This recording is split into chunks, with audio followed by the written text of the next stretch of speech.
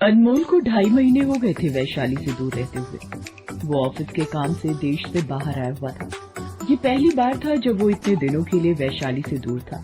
वो हर दिन उसे बहुत मिस करता और दिन में जब भी उसे समय मिलता तो अपनी पत्नी वैशाली को कॉल जरूर करता। आज भी वो जब अपनी टीम के साथ मीटिंग खत्म करके अपने ऑफिस के दोस्तों के साथ बाहर घूम रहा था और उसके दोस्त बाहर एंजॉय कर रहे थे तो वो सिर्फ वैशाली को ही याद कर रहा था। यार समीर, काम अब जल्द खत्म हो जाए। मेरा तो अब एक पल भी यहाँ रहने का मन नहीं करता। क्या यार, तू भी बड़ा बोरिंग है। यहाँ इतनी सुंदर सुंदर घूमने की जगह है, सुंदर सुंदर लड़कियाँ हैं, लेकिन जो है कि यार मुझे लड़कियों से क्या, मेरी जिंदगी तो वहाँ है ना। वैशाली और अनमोल की शादी को 2 साल हो गए थे। वे दोनों एक दूसरे से बहुत प्यार करते थे। अनमोल एक मार्केटिंग कंपनी में था, इसलिए उसे हमेशा शहर और कभी-कभी तो देश के बाहर आना जाना पड़ता था। वैशाली को ये बिल्कुल पसंद नहीं था क्योंकि उसका मन अनमोल के बिना बिल्कुल भी नहीं लगता था। लेकिन वो क्या करती, उसकी जॉब ही ऐसी थी। एक दिन की बात है, वैशाली किचन में काम कर रही थी, तभी उसके फोन की घंटी बजी। उसने फोन उठाया। फोन अनमोल का था। हेलो हेलो, क्या मैं वैशाली से बात कर सकता हूँ? जी जरूर कर सकते हैं। वैसे आप हैं कौन? मैं उसका चाहने वाला हूँ। क्या बात है अनमोल, आज बहुत प्यार आ रहा है। Missing you so much Vaishali. Missing you too. कब आ रहे हो? अभी थोड़ा समय और लगेगा वैशाली। जल्दी आ जाओ अनमोल, तेरे बिना घर काटने को दौड़ता है। ऑफिस का काम अभी 1.5 से 2 महीने और चलना था, इसलिए मन मार कर दोनों को रहना ही था। बहरहाल 1.5 महीने भी बीत गए। 2 दिन बाद अनमोल को वापस लौटना था। इस बीच उसे अपने ऑफिस के दोस्तों के साथ एक क्लाइंट की बहुत बड़ी पार्टी में जाना था। वहाँ बड़े बड़े बिजनेसमैन और सुंदर सुंदर लड़कियां भी आने वाली थी। अनमोल को उस पार्टी में जाने का बिल्कुल भी मन नहीं था क्योंकि वो जल्द से जल्द वैशाली के पास लौटना चाहता था। अबे पागल वागल है क्या तू? कितनी बड़ी पार्टी है, पता वहाँ कितने कॉन्टेक्ट्स बनेंगे, बड़े बड़े लोगों से मुलाकात होगी और खूबसूरत लड़कियां भी तो होंगी।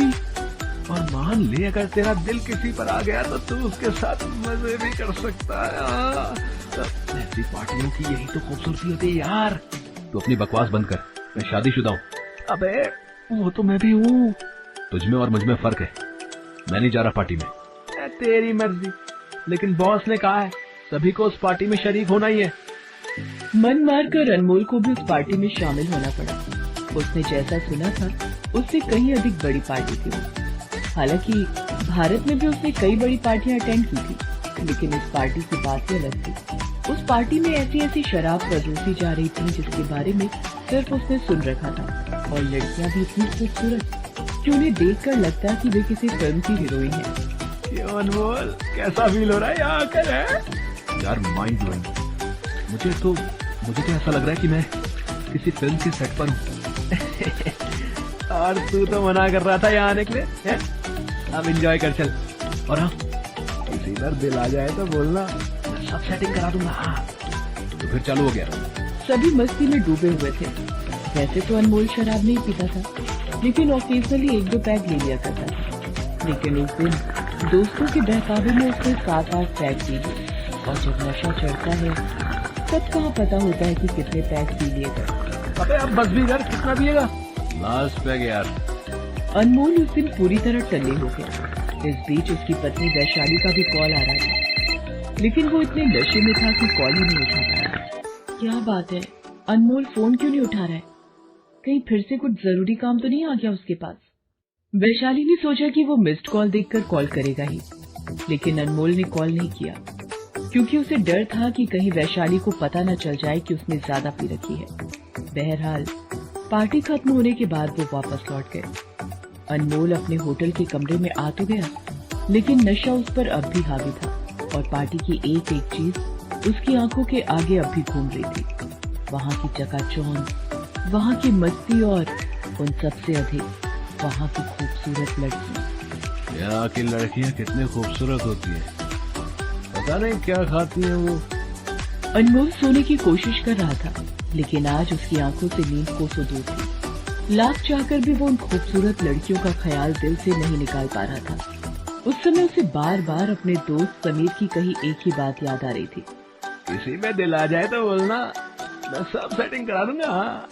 नशे में धुत अनमोल ने समीर को कॉल किया और उससे कहा, और यार तू क्या कह रहा था कि अगर किसी में दिल आ जाए तो तू सारी सेटिंग करवा देगा?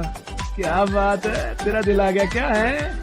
उस रात अनमोल ने वैशाली के विश्वास का खून कर दिया। नशे में उसने मर्यादा की सारी सीमाएं लांघ दी और उसने एक बड़ा गुनाह कर दिया। लेकिन अगले दिन जब शराब का नशा टूटा तो उसे अपनी गलती का एहसास होने लगा।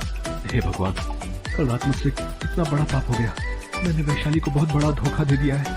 अगर उसे पता लग गया तो उस बेचारी पर क्या बीतेगी। वो ये सोच ही रहा था कि तभी उसके फोन की घंटी बजी। फोन वैशाली का ही था। उसने जैसे ही फोन उठाया, कहाँ थे तुम कल रात? वैशाली के इस तरह सवाल पूछने से अनमोल घबरा गया।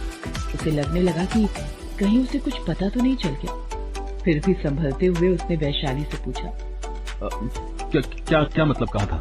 यही था, होटल के कमरे में। तो तुम फोन क्यों नहीं उठा रहे थे?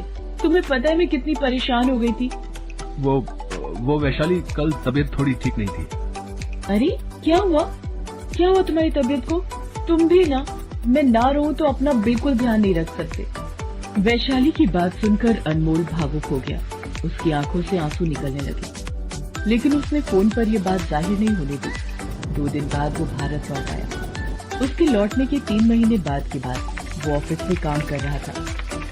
तभी वैशाली का फोन आया। उसने रोते रोते कहा, अनमोल भैया का एक्सीडेंट हो गया है।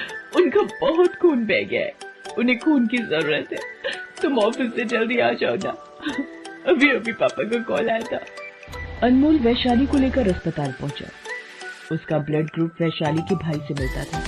उसने तुरंत एक यूनिट ब्लड दिया, लेकिन जब उसके ब्लड की जांच हुई तो वो HIV पॉजिटिव निकला। वो जानलेवा बीमारी एड्स की चपेट में था।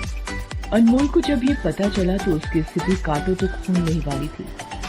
ये आप क्या कह रहे हैं डॉक्टर साहब? मैं और HIV पॉजिटिव? वैशाली को जब ये बात पता लगी तो वो एकदम शॉक्ड रह गई। उसके आंसू रुकने का नाम ही नहीं ले रहे थे। हालांकि उसके भाई के लिए ब्लड की व्यवस्था हो गई थी और उसकी जान बच गई थी, लेकिन वैशाली और अनमोल के जीवन में एक ऐसा तूफान उठ गया था जिससे लगता था कि सब कुछ तहस नहस हो जाएगा। अनमोल को उस रात की अपनी गलती याद आने लगी थी। वो फूट फूट कर रो रहा था। वैशाली, मुझे माफ कर दो।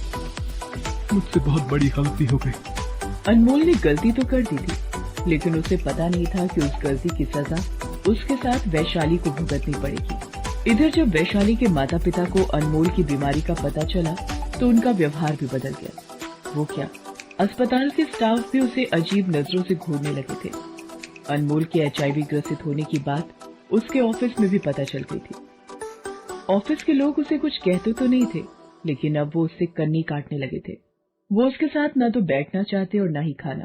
एक दिन उसके बॉस ने उसे बुलाया और, देखो अनमोल, तुम बुरा मत मानना, लेकिन ऑफिस के सारे स्टाफ अब तुम्हारे साथ काम नहीं करना चाहते। क्यों सर, मैंने क्या किया है? मैं तो पूरी ईमानदारी से आज तक अपना काम करता आया हूँ। अनमोल, तुमने ईमानदारी ही तो नहीं दिखाई। अगर दिखाई होती तो ये ना होता। अनमोल की नौकरी छूट गई। अब उसे लगने लगा था कि जैसे एक एक कर लोग उसे छोड़ रहे हैं। एक दिन वैशाली भी उसे छोड़कर चली जाएगी। हालांकि वैशाली उससे कुछ नहीं कहती थी। एक दिन उसने सपने में देखा कि वैशाली उसे छोड़कर जा रही है। वो चीखता हुआ जाग गया। वैशाली, मुझे छोड़कर मत जाओ। क्या हुआ अनमोल? तुम इस तरह क्यों चिल्ला रहे हो? मैं तो कहीं नहीं जा रही। कब तक नहीं जाओगी वैशाली? एक दिन तुम भी मुझे छोड़ दोगी, जैसे सब छोड़कर चले गए। मुझे ऐसी बीमारी क्यों हो गई? अनमोल, मैं जानती हूँ कि तुमने मुझे धोखा दिया है, मेरे विश्वास का गलत फायदा उठाया, लेकिन ये वैशाली तुम्हें छोड़कर नहीं जाने वाली। वैशाली सच्चा प्यार करती है तुमसे, और जो सच्चा प्यार करते हैं वो किसी भी परिस्थिति में एक दूसरे का हाथ नहीं छोड़ते। मैं मर जाऊंगा क्या वैशाली? चुप, बिल्कुल चुप। ऐसी बातें मत कहो अनमोल, मत कहो। मानो तुम्हें एक बड़ी बीमारी हुई है, लेकिन हमें इससे लड़ना है, हारना नहीं है। और हमें उनके खिलाफ भी लड़ना है जो इस बीमारी के शिकार लोगों के साथ अछूतों सा व्यवहार करते हैं। अगर वो इस तरह किसी बीमार के साथ व्यवहार करेंगे तो वो समय के पहले ही टूट जाएगा, मर जाएगा। हर एक जानवर भी अपने साथी को बीमारी की हालत में नहीं छोड़ता। हम तो इंसान हैं, इंसान। वैशाली ने अनमोल का साथ दिया, और न सिर्फ साथ दिया बल्कि लोगों में HIV के प्रति जागरूकता फैलाने की भी कोशिश की। दोस्तों, HIV से संक्रमित मरीज का साथ दें, क्योंकि साथ देंगे तभी तो सूरत बदलेगी।